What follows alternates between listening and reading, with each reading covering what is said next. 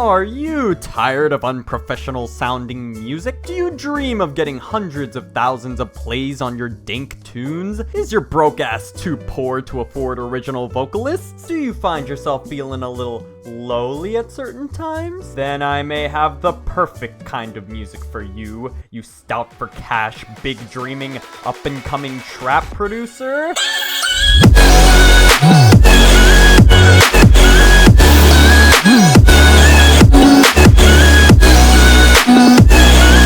Alright, so I know I've already done a video on Trap Nation, and since that video, I've actually had the opportunity to actually speak to some real Trap Nation producers and actual Trap Nation A&Rs. And with the newfound knowledge, I now harvest the intel that I can now spray all over you guys. I'm not gonna go over Trap Nation's history again, I already did that in Trap Nation 101, but right after I made that video, they actually tried to rebrand into a spinning sphere thing, and anyone that wasn't a jawbreaker fetishist hated it. Feels bad. But I've also been doing more listening to Trap Nation, and I've noticed a new pattern, a new style emerging. Gone are the future bass and future trap tunes outlined in my old video. Y'all know that,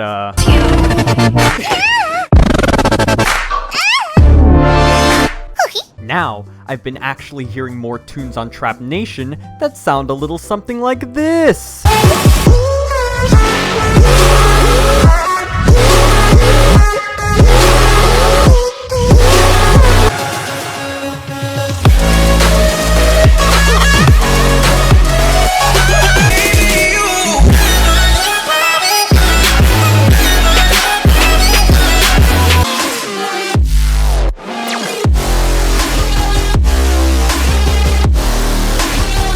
So, yeah, big difference. But without further ado, let us go ahead and get right into the actual production of music. For the kick in the intro and build-up, I used two different things for the kick. First this huge fat thump, and then a little perk click for the high end, together making the kick. For the snare, I used this as a bass sample, occasionally stacking it with other layers like here, and here. Also for the intro, I used a variety of perks and hats to mix it up from the typical hi-hat pattern and make it unique. Here are all the individual sounds. And here it is all together! In the bridge, I put the closed hi-hats into triplets, as you can hear.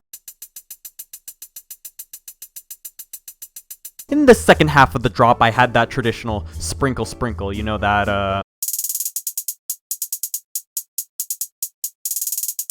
In the drop, I stacked this kick, and that kick, and that kick, and that kick to make this kick.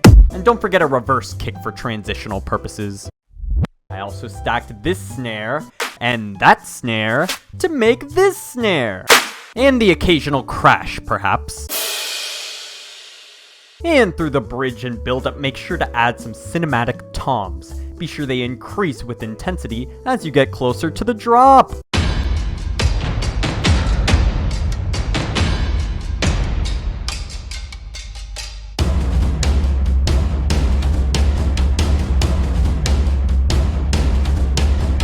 And that's about it for drums. Let us move on to...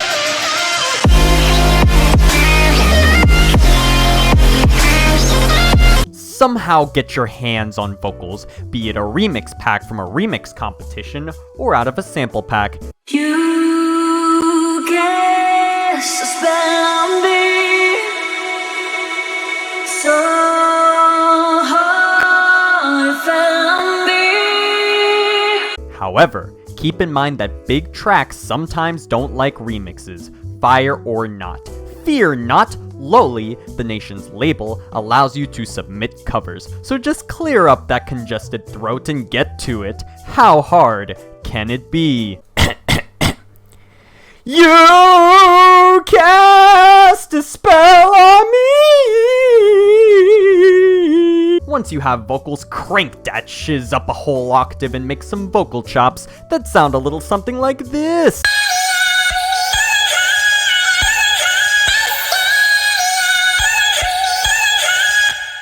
Now, for the bass and the drop, you're going to need a crap ton of layers, I'm telling you. Get a bass that sounds like this, and this, and this, and this!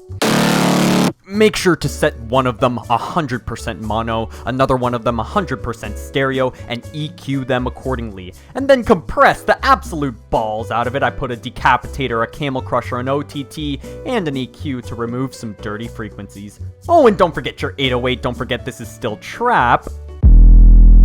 Make sure to get those 808 slides going a little something like this.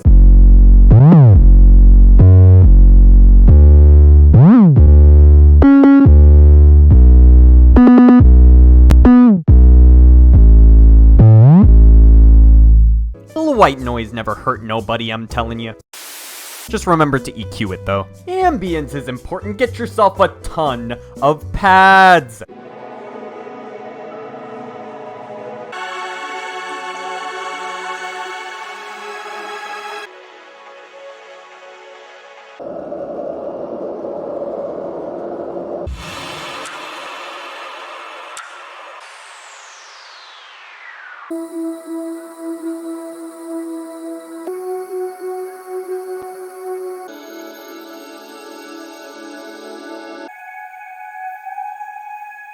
Then slap them all with a ton of reverb. Make sure to get yourself some filler sound. I actually used a Flume sound. Flume, if you're watching this, please hit me up.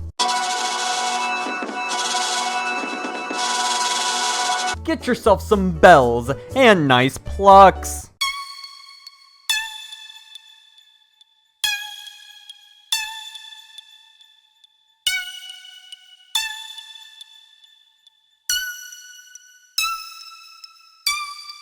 In the drop, make sure to arpeggiate them.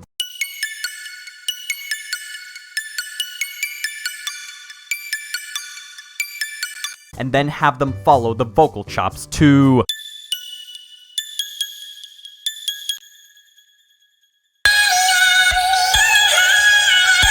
Add some risers too for transition.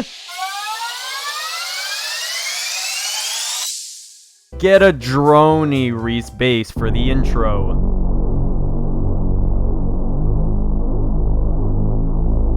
And never, ever, ever, ever, ever, ever, ever forget the sub bass.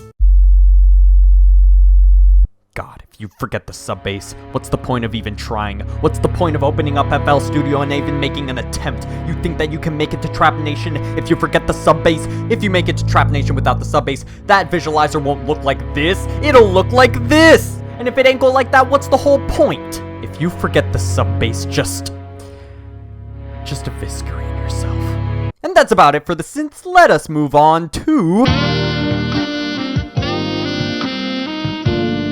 For the build-up, make sure to clap, clap, clap, clap, clap, clap, clap, clap, clap, clap, clap, clap, clap, clap, clap, clap. Do the high pass trick for transitions, like this clap riser here. And for the entire build-up, you can reverse that effect for a bigger result.